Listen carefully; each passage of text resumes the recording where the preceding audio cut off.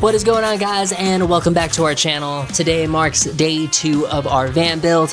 In the last episode, we left off cleaning the floors because today we're getting ready for the subfloors. For some context, I used a microfiber towel, some rubbing alcohol, and an air compressor to clean out the back. The first thing we're putting on the floor is kill mat. You're supposed to use a roller when applying it to the ground, but I had this cool C-stand wheel lying around, so I figured it would do the same job. For anyone that doesn't know what these are essentially sticky noise reduction pads that go on the floors, the walls, honestly anywhere in the van that you would like to stick it to. I would like to minimize any noise as much as possible. I spent a lot of hours on YouTube, and what I noticed the most was van builders were putting 100% of the kill mat on the wheel wells, so I decided to do the same for our van. I think collectively, Jason and I probably spent about 2 hours putting the kill mat on the floor. We didn't cover the entire thing, but we did a good portion of it. We're kind of just guessing at this point that this is considered enough.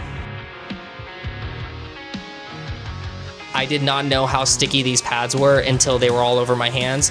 It took about 2 days just for this residue to go away. And with the kill mat on the floors and the wheel wells, now it's time to get ready for the furring strips. So here we go. We're gonna get some measuring tape, we're gonna get some masking tape, see where we're gonna put the furring strips, and go from there. For those of you that don't know what furring strips are thin pieces of wood that will create a level frame for the subfloor to sit on top of, and it's gonna be something solid for me to screw into once it's time to put the plywood in. And now that I have everything masked out in the van, right now I'm gonna hit up Home Depot. This should be a lightning fast trip.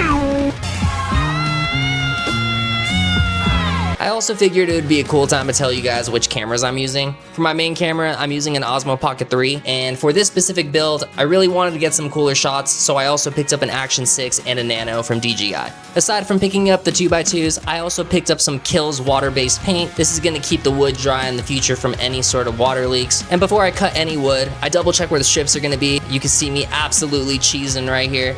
Everything is masked out. The only questionable thing that I might do is just for additional support, since we have the electrical and the water coming in here in the back, I think I might add small furring strips here and right over here where that little orange tape is. I want there to be a little bit more stability with the amount of weight that's gonna be moving around while we're traveling. This area right here might be where the shower is gonna be. I also need the drainage to come out. So we're gonna be drilling a hole in the interior of the vehicle at some point. But yeah, everything's looking good so far. I'm usually pretty good with triple checking my work, and I'm so happy I did this time because I realized I was gonna completely cover my spare tire access. I pretty much just readjusted where the back furring strip was gonna be, and honestly, that really just saved me such a future headache. If I had built over that spot at some point, I would have needed to drill straight through the frame. I'm glad I caught it when I did.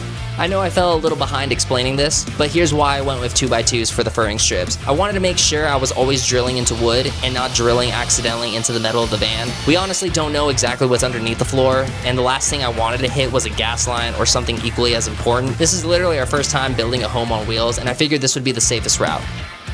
With most of the furring strips now in place, this would be a good time to figure out which ones would need extra support. We haven't done it yet at this point, but these furring strips will eventually be glued down to the van floor with construction adhesive, so they will literally not move once the glue dries.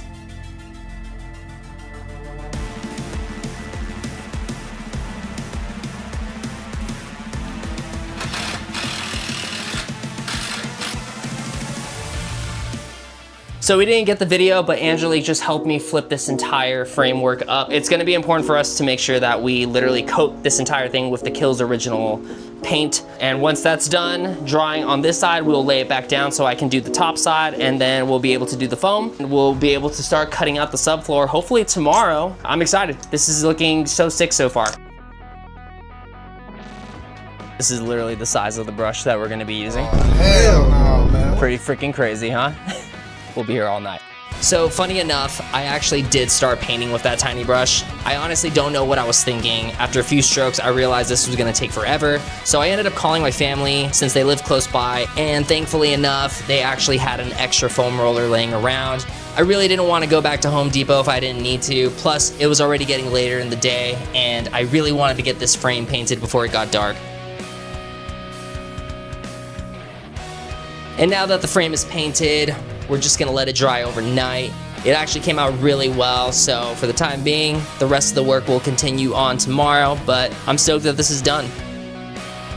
The one thing that we did not do yet is do the extension for the cabinet space that's gonna be here. I'm just waiting until this dries, and then we're gonna probably look at our diagram just to see how far the cabinet space is gonna come out. If anything, I might just give it enough, maybe like 15 inches from here to here, and then whatever this is right here, just so that way there's also support for the subfloor. But for the time being, there's no actual plan on how far this is gonna be. We'll keep you updated. So as far as day 2 goes, we are officially done with doing the framework of the inside of the build. We got them all mapped out in here, already screwed in. We already got the primer on it. All this is done. Day 3 tomorrow, we'll be doing the foam and the actual floors.